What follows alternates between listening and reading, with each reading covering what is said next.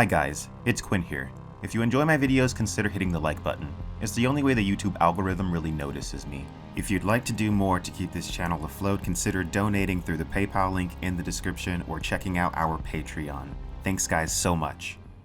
In the Dune Universe, the power of the padishah Emperor Shaddam the IV rests on his wealth, his influence in the Landsraad, and his Sardaukar army.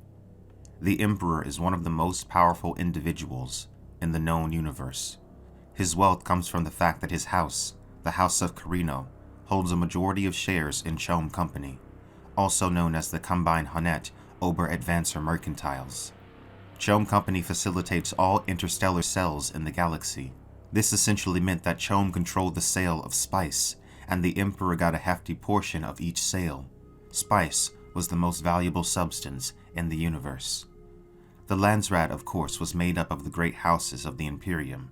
This included House Atreides, House Harkonnen, and others. The Emperor was at the head of the Landsraad. He had the sole power to grant and remove fiefdoms of planets throughout the Imperium. Early in the book Dune, House Atreides is given the fiefdom over the world Arrakis at the command of the Emperor. The Sardaukar themselves were known to be some of the most brutal warriors in the galaxy. Their strength came from the harsh realities of the planet in which they were trained, a prison world known as Salusus Secundus. The world had a degree of hostility comparable to the world of Arrakis. All of these elements contributed to the Emperor's power, his wealth, his military, his influence. But what are the Emperor's weaknesses? The first weakness of the Emperor that we must discuss is his infiltration by the Bene Gesserit. Not only was the Emperor's daughter, Irulan, trained by and allegiant to the Bene Gesserit, the Reverend Mother Gaius Helen Mohayim was his personal truth-sayer. To understand why this is a weakness, I have to emphasize just how manipulative the Bene Gesserit are. Bene Gesserit don't just manipulate people, they manipulate entire planets. They shape entire cultures, craft religions by hand. And Gaius Helen Mohayim was a full Reverend Mother. She possessed ancestral memories going back countless generations. Just on the power of her voice alone, she could make the Emperor dance to whatever tune the sisterhood chose. The fact that Shaddam has Mohayim in his ear is a weakness because she will always serve the will of the Bene Gesserit above all else. She will never actually have the Emperor's best interest in mind, unless it aligns with what is best for the Bene Gesserit. This was something that the Baron Harkonnen understood deeply, which was why he never employed a Bene Gesserit. When you face the Emperor, you must be able to say truthfully that you did not do the deed. The witch at the Emperor's elbow will hear your words and know their truth or falsehood. Yes, I warned you about that. Why haven't you ever bought a Bene Gesserit, Uncle? Feyd-Rautha asked. With a truth-sayer at your side, you know my taste, the Baron snapped. Feyd-Rautha studied his uncle, said, Still, one would be valuable for, I trust them not, the Baron snarled. The next of the Emperor's weaknesses is his decadence and his sense of comfort. House Corrino has been in power for a very long time. This means that they had acquired a massive amount of wealth.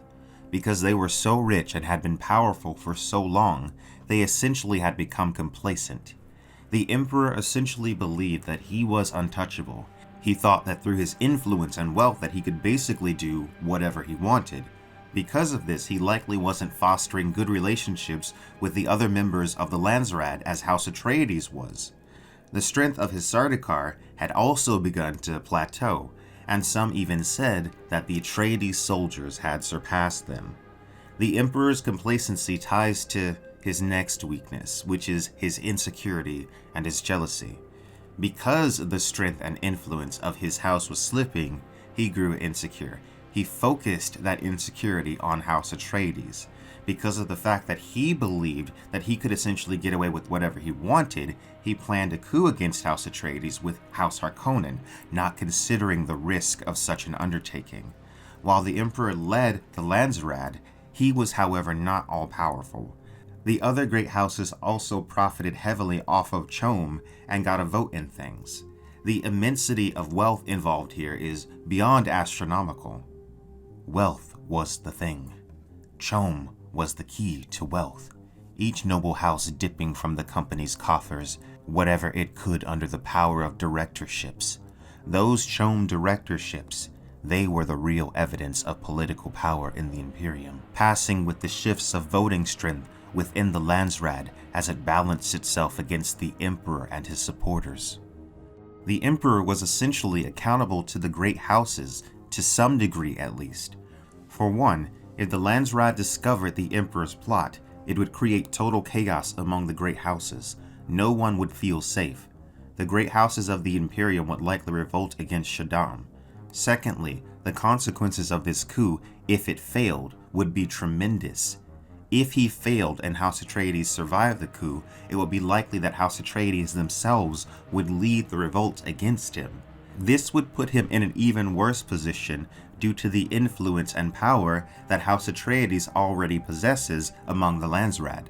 The final weakness of the Emperor that we're going to discuss in this video was his lack of consideration for the people of Arrakis, specifically the Fremen. The Imperium treats the Fremen as a nuisance that gets in the way of spice production. He doesn't see them for what they really are, a powerful group of people with tremendous wills who are hardened by the desert, just as the Sardaukar were hardened by Seleucus Secundus. This entire time the Emperor could have been utilizing the power of the Fremen, but instead, he along with the Harkonnens have been trying to oppress them. The Atreides saw the potential of the Fremen, and not only did the Emperor provide the Atreides with a Choam company directorship when he gave them the fiefdom of Arrakis, he put them into direct contact with one of the most skilled military forces in the galaxy unwittingly. Take those Fremen for example, the renegade people of the desert. By first approximation analysis, I can tell you, there are many, many more of them than the Imperium suspects. People live there, lad. A great many people.